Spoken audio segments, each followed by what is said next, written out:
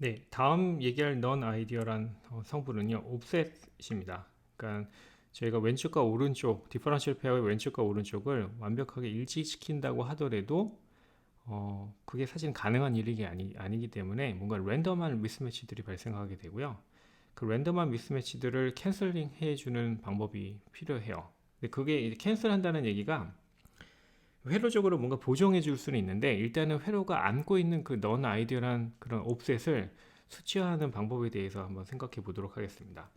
지금 왼쪽에 있는 서킷에서는 지금 보시는 것처럼 Q1과 Q2 원래는 RD와 RD2를 완벽하게 매칭시키고 싶은 상황이에요. 근데 Q1과 Q2라는 이 디바이스 자체가 뭔가 미스매치가 있던가 RD1의 미스매치가 있던가 등등 여러 가지 요인들에 의해서 인풋을 동일하게 넣었음에도 불구하고 아웃풋 볼티지가 발생한 케이스거든요. 디퍼런셜 아웃풋 볼티지가 발생한 겁니다.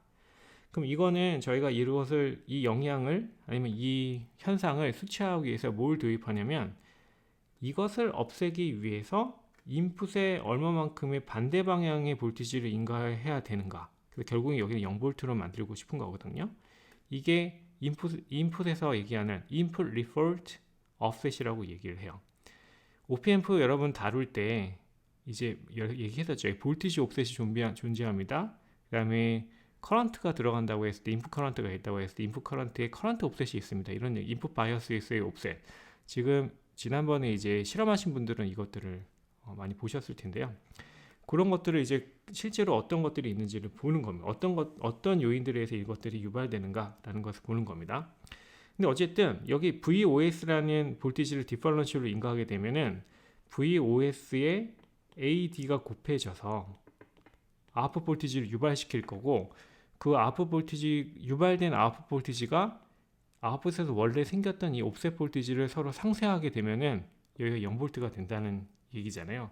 그래서 옵셋 볼티지라는 것을 얘기할 때는 실제로 어떤 넌 아이디얼하게 미스매치가 발생했을 때 그 미스매치의 정도 걔가 얼마만큼 크게 나타나는가랑 그 다음에 이 앰프 자체의 디퍼런셜 게인 걔네들에 의해서 인풋 리퍼럴드 옵셋이라는 것이 결정이 됩니다. 그리고 예를 한번 볼게요. 지금 앞에서 첫 번째 케이스에서는 이 로드의 저항에 미스매치가 발생했다라는 겁니다. 그래서 하나는 2분의 델타 ID만큼 더해지고 다른 하나는 2분의 델타 RD만큼 빼진 상황, 이 상황을 산정을 하는 겁니다.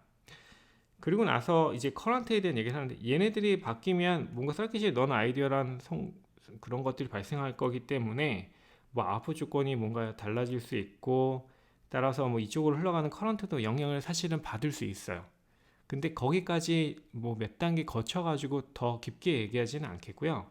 그냥 저희가 생각할 때 그냥 얘가 고정되어 있고 일단은 요 커런트들은 동일하게 2분의 i씩 나누어 가지고 있는 상황에서 그때 얘의 미스매치에 의해서 아웃풋 볼티지가 어떻게 결정되는지를 보는 거예요.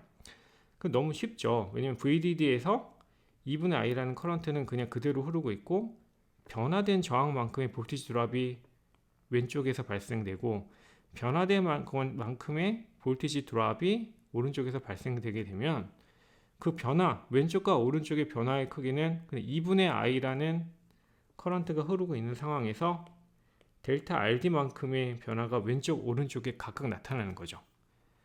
그래서 아웃풋, 디퍼런셜 아웃풋을 보시게 되면 VD2 빼기 VD1이라는 것은 2분의 I라는 요 커런트가 델타 RD에 곱해져 있는 형태. 다시 한번 2분의 I라는 커런트가 하나는 2분의 델타 RD만큼 플러스로 발생했고 다른 하나는 2분의 I라는 커런트가 2분의 RD라는 이 델타 RD라는 크기만큼 볼티지 드랍이 덜 발생한 거니까 이 둘의 차이는 2분의 I의 델타 RD가 되는 거죠. 이렇게 놓을 수 있겠고요. 이게 아웃풋 볼티지이고요. 이게 아웃풋 볼티지에서 미스매치에 의해서 발생된 그 볼티지를 얘기하는 거고 말씀드린 것처럼 옵셋 볼티지라는 건 뭐냐면 AD 개인이 곱해져서 VOS에 곱해져서 얘를 만들어낼 수 있는 크기만큼의 VOS를 얘기하는 겁니다. 근데 AD가 뭐다? 여기 쓴 것처럼 GMRD입니다. 원래 디퍼런셜 앰프에서의 게인, 디퍼런셜 게인 GMRD죠. GMRD 곱하기 VOS가 되는 거고 GM이 뭐냐라고 했을 때 GM은 드레인에 커런트가 있으면은 2분의 VO, V분의 ID, 다시 VOV의 2ID, 2ID over VOV잖아요. 근데 ID가 뭐예요? 2분의 I, 그죠? 2분의 I고, 그렇기 때문에 2ID는 그냥 I가 되는 거고, 아래 커런트 소스. 그럼 GM은 그냥 VOV분의 I가 됩니다. GM 대신에 VOV분의 I를 그냥 쓰고 있는 거고요. 그래서 이제 얘를 정리하면 이 옵셋 볼티지가 뭡니까? 라고 했을 때 VOB가 들어가게 되고, 이 VOB가 들어가게 되고, 그 다음에 이제 RD로 나눈 텀이 나타나게 돼요. 네. 그래서 이제 그러니까 얘가 얘랑 같습니다 라는 거에서 VOS를 지금 유도해서 보고 계신 거고요. VOS 양쪽을 이제 이 VOB분의 RD로 나눠준 거죠. 그렇게 되면 이런 식이 나오게 됩니다. 2분의 VOB 곱하기 RD분의 1타 RD. 여기를 VOB에 대해서 나타내는 것을 상당히 좋아합니다. 이게 아날로그 엔지니어들이 상당히 좋아하는 디자인 파라미터인데요. 이게 바이폴라에서는 얘가 이제 VT, 그러니까 이 KT에 의해서 Q분의 KT에 의해서 결정된다는 것을 이제 보시게 될 텐데 한참 후에요.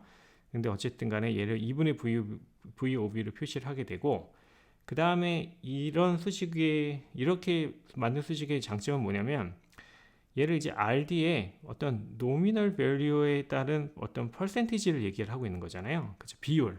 그러니까 지금 RD의 미스매치가 발생했는데 그 미스매치 정도가 원래의 노미널 밸류랑 비교했을 때 상대적으로 얼마큼이냐를 얘기하는 겁니다. 가령 뭐 2%다, 3%다. 여기는 2%의 예를 주고 있고, 뭐 VOB가 뭐 200mV일 때, 0.2V일 때, 얘가 또 2%가 발생하게 되면 어떻게 되나?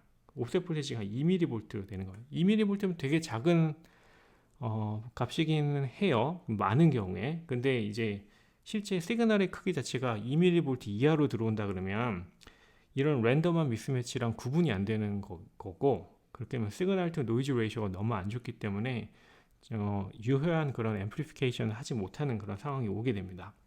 근데 어쨌든 이런 표현이 좋은 거는 말씀드린 것처럼 이런 RD의 그 변화율, 얼마나, 그러니까 RD의 변화 몇 퍼센트, 2%, 3% 변했을 때 VOS가 얼마큼 발생하는지 뭐 이런 것들에 대한 식을 얘기할 수가 있는 거니까요. 그게 이게 첫 번째 A고, 두 번째 A는 디바이스 자체에 뭔가 미스매치가 발생한 건데 W와 L의 미스매치가 발생했다. 똑같은 과정들을 지금 거치는데 지금 결과식을 보시게 되면은 거의 같은 형태로 들어가죠. 뭐냐면 원래 이 RD를 변할 때 RD에 대한 식으로 얘기했었는데 W over L에 대해서 얘기할 때는 그 자리에 W over L로 대치된 걸 보시게 돼요. 근데 이게 생각해보면 사실 되게 당연해요. 뭐냐면 저희가 아웃풋 볼티지에 대해서 얘기할 때 VDD에서 어떤 드레인 커런트랑 저항을 곱한 걸로 나타나잖아요. 근데 ID가 어떻게 됐었어요? ID는 당연히 W over L에 비례하잖아요. 그렇죠?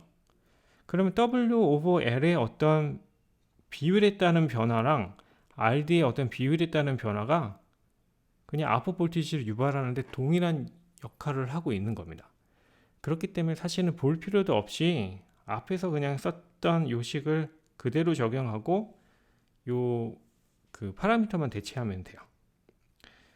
그냥 쭉 따라가시면은 뭐 유도 과정이 복잡하진 않기 때문에 제가 지금 이렇게 설명하는 거나 따라가는 거나 시간은 비슷하게 걸릴 건데, 이 방법을 택하는 경우는 그냥 여러분들이 그냥 이 대충의 원리에 대해서 그냥 한번 다르게도 한번 생각해 보시라는 의미로 이렇게 설명을 드렸습니다. 세 번째 에그젬플은 VT입니다. 지금 여기는 조금 더 쉬운데요. 네. 보시면 두 개의 트랜지스터의 VT가 달라졌을 때 어떤 영향이 나타나는지를 보는 겁니다. 지금 이 두 개의 트랜지스터의 VT가 다르면, 가령 얘가 VT1이고 이거 VT2라서 어떤 델타 VT라는 것이 발생을 했어요. VT1이 만약에 VT2보다 크다라고 합시다. 델타 VT만큼 크다라고 합시다. 그러면 이 영향을 상쇄시켜주기 위해서 인풋은 어떻게 해야 될까요? 사실 여기에 걸리는 볼티지, 여기에 걸리는 볼티지 VGS1과 VGS2에 의해서 커런트가 결정돼야 되는 거잖아요. 근데 엄밀히 얘기하면은 VGS1 죄송합니다. VGS1 빼기 VT, 그러니까 오버드라이브 볼티지죠. 이 볼티지와 VGS2 빼기 VT, 이 볼티지에 의해서 커런트가 결정돼요. 그러면 근데 지금 뭐냐면 이 1, 2 얘네들이 서로 다르다는 얘기잖아요. VT1과 VT2가 다르다는 얘기잖아요. 그럼 얘네들의 차이만큼 VGS1과 VGS2를 바꿔줘야 된다는 얘기고, 근데 소스 볼티지는 같은 소스 볼티지잖아요. 그럼 생각해 줄 수 있는 게이트 볼티지를 얘네들의 차이만큼 차이를 줘야 된다는 얘기입니다. 그게 우리가 인가해 줘야 되는 옵셋 볼티지가 된다라는 겁니다. 그래서 이때는 옵셋 볼티지가 여기 뭔가 한참 이렇게 표현을 하고 있지만 그냥 옵셋 볼티지가 델타 VT예요. 너무나도 당연하게요. 이런 구동 과정에 사실 별 의미가 없고요. 그냥 오버드라이브 볼티지를 똑같이 가져가야 되기 때문에 게이트 볼티지의 이 스레시홀드 볼티지의 차이만큼 옵셋을 인가해 줘야 된다라는 겁니다. 그래서 지금 세 개의 요인에 대해서 얘기했어요. 세 개의 요인, RD의 미스매치, W 오버 L의 미스매치, 뭐 VT 미스매치. 근데 이런 미스매치가 발생될 때 얘네들이 코릴레이션이 있을 수도 있어요. 근데 많은 경우에도 이 각각의 이런 변수들이 코릴레이션이 없다라는 것을 가정할 수 있습니다. 근데 지금 여기가 델타 VT 이렇게 얘기하고 있지만 저희는 항상 통계적으로 생각해 줘야 되거든요. 델타 VT가 뭐 50mV입니다. 이렇게 얘기하면 사실 대개는 이게 시그마를 얘기하면 표준 편차가 델타 VT의 표준 편차에 대한 얘기를 해주는 거고요. 그러니까 마이너스 50mV에서 50mV 혹은 50mV보다 더 유발될 수는 있는데 통계적으로 보통 이제 가우시안 분포 정도를 따른다고 했을 때 뭐 그러니까 1 시그마 정도를 보통 얘기를 하게 돼요.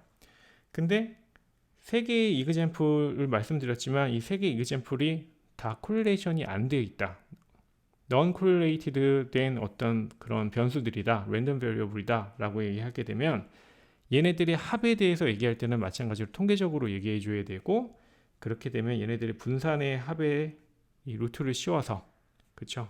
이런 식으로 평균을 내줘야지만이 유의미한 통계적인 VOS를 얘기하게 됩니다. 그래서 앞에서 구한 얘와 얘의 제곱을 표시하고 있고요. 그 다음에 여기서 구한 얘의 제곱 표시하고 있고요. 그 다음에 이 델타 VT의 제곱 해서 걔를 다 더한 다음에 루트를 씌워서 VOS에 대한 표준 편차를 구한 그런 상황입니다. 저희가 가장 많이 하는 것들이고요. 일반적으로 이 옵셋을 없애기 위해서는 대개는 보통 이제 지오메트리에 의해서 지오메트리의 변화에 의해서 옵셋이 만들어지기 때문에 지오메트리의 변화들이 다 평균적으로 평균화돼서 그 랜덤성이 사라지는 것을 저희는 보통 이제 추구하게 됩니다. 그래서 보통 이제 디바이스 사이즈를 크게 가져가는 게 그 랜덤성을 줄이는 데 있어서 상당히 중요한 부분이 되는데, 이런 것들에 대한 자세한 얘기는 여러분들이 아날로그 서킷을 좀 더 심층적으로 다음 과목에서 배울 때 다루도록 하겠습니다. 이 정도가 이제 모스를 가지고 디퍼런셜 앰프에 대한 전반적인 내용들을 다 다룬 게 여기까지고요. 그리고 나서 다음 강의에서는 바이폴라를 가지고 비슷한 얘기들을 좀 진행을 하도록 하겠습니다.